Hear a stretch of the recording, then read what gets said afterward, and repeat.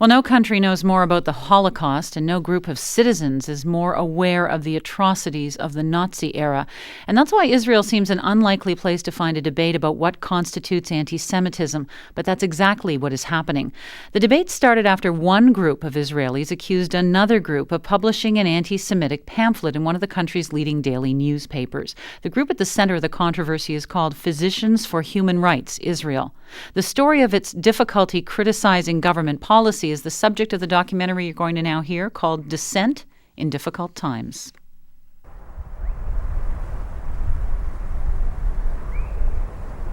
If one morning a few months ago, the influential Israeli paper Haaretz landed with a bit more of a thud than usual, there was good reason.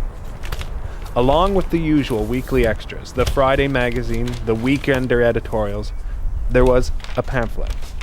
Just 5 pages long, it could easily be something you'd toss aside without much notice. But it wasn't. Instead, thousands of Israelis flipped through the pamphlet, past the caricatures of Israeli soldiers and tanks, and the cartoon drawings of destroyed Palestinian buildings. Within weeks, the little leaflet had slipped out of the pages of Haaretz and into the offices of university departments, Tel Aviv embassies, and foreign delegations. Angry letters began pouring in, petitions were being signed, and accusations were being made. As if they do not matter, as if they're not human beings. The pamphlet was put out by the social activist group Physicians for Human Rights Israel. The group was formed at the time of the first Intifada in 1988. The focus then was on the health of Palestinians in the occupied territories, but these days their scope is much wider. They deal with everything now, from allowances for seniors to military checkpoints. The PHRI Israel office is in a ramshackle district of Tel Aviv. Their building sits on a street lined with car garages and small warehouses. Inside, people sit quietly on rows of chairs. This floor is a medical clinic for non-Israelis. The group's offices are upstairs. I'm here to meet Miri Weingarten. She's with PHRI Israel. She's one of the key people behind the now controversial pamphlet.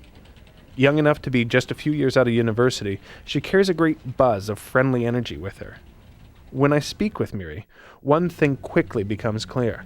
It's no accident that her pamphlet has caused a stir. The idea was to be provocative to a certain extent. We were trying to get Israelis to recognize a picture that they knew that wasn't generally talked about and to give something satirical about it or angry about it. One of the people who got most angry about it was Gerald Steinberg. He's a professor of conflict studies at Bar Ilan University in Tel Aviv. What you see are primarily images of destruction. You see Israeli soldiers from the beginning to the end, basically, looking over areas of destruction with tanks and jeeps moving in. And it's very much sets of images of Israel the strong and Palestinian victimization, the weak Palestinians, the suffering Palestinians. Very, very stark, black and white. Everybody's either good or bad, and absolutely no complexity. This is political commentary. There are cartoon drawings that take up most of each page. There's a grandmother left alone in a wheelchair. There's a pregnant woman held up at a checkpoint.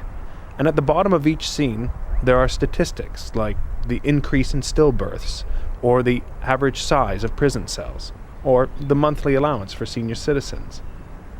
One of the images that Professor Steinberg criticized most sharply was on page 3. When I met with him, we spoke on the balcony of his Jerusalem apartment. I opened the pamphlet in front of him and asked him to describe what he saw. I asked Miri to do the same thing.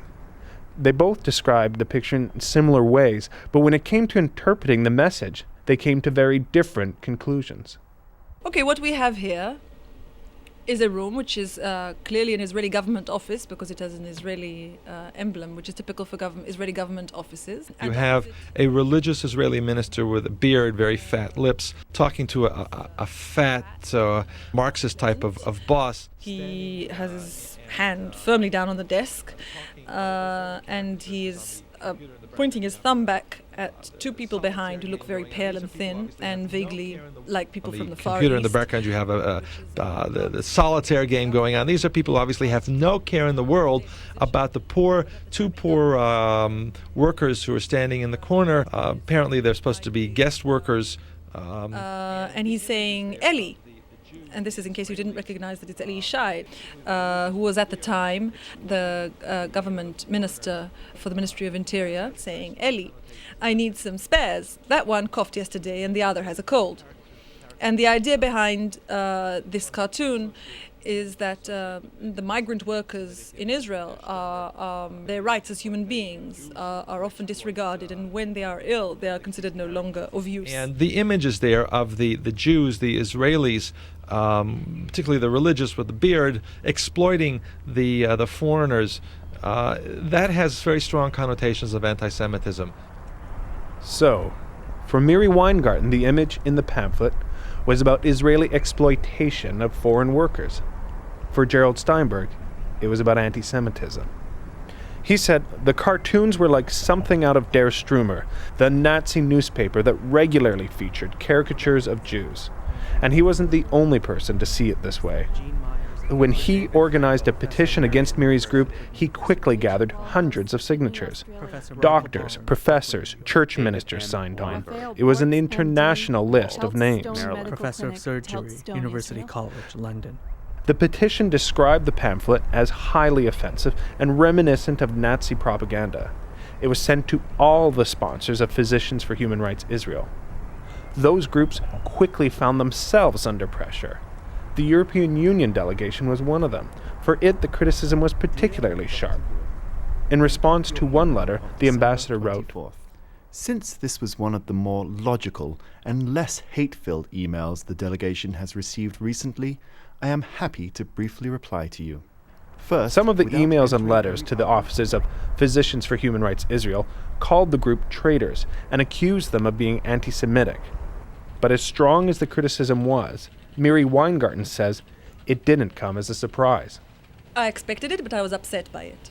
Because I keep having this optimistic dream that people will look at us and will say, look, these are Jewish people in Israel who are local and Israeli and are saying such and such is wrong of our government to do.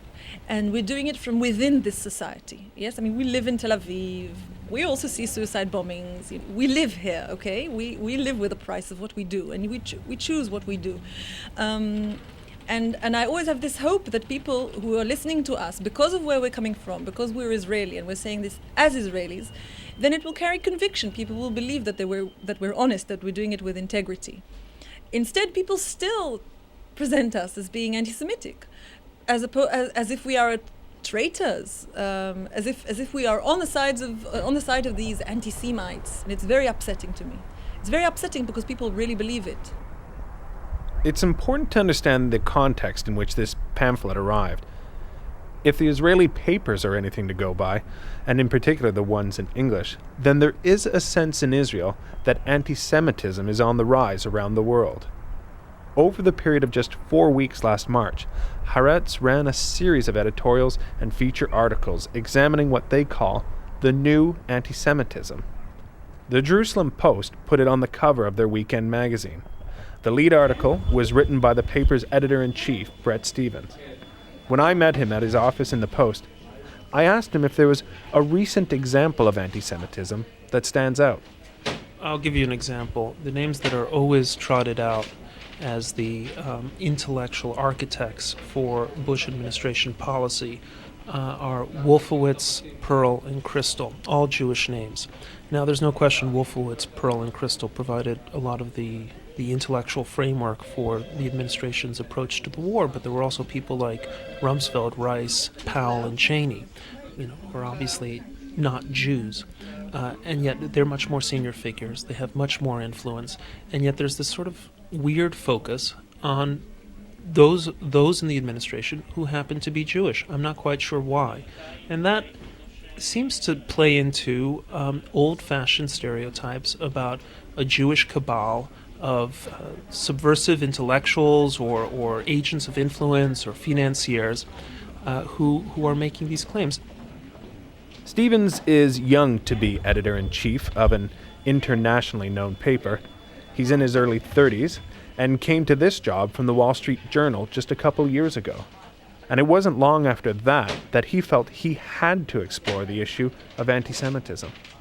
And I'll tell you when it began for me.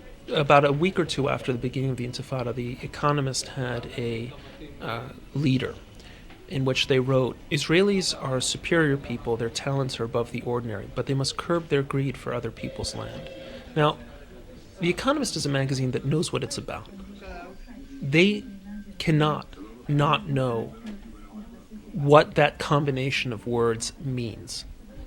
And this is a classic anti-Semitic trope. And that was a shocking moment for me. And following that, there was a stream of anti-Semitic caricature in the European press that was astonishing. There were cartoons in newspapers like El País, in which Sharon is depicted with fangs and, like a wolf, like a werewolf, eating Palestinian children.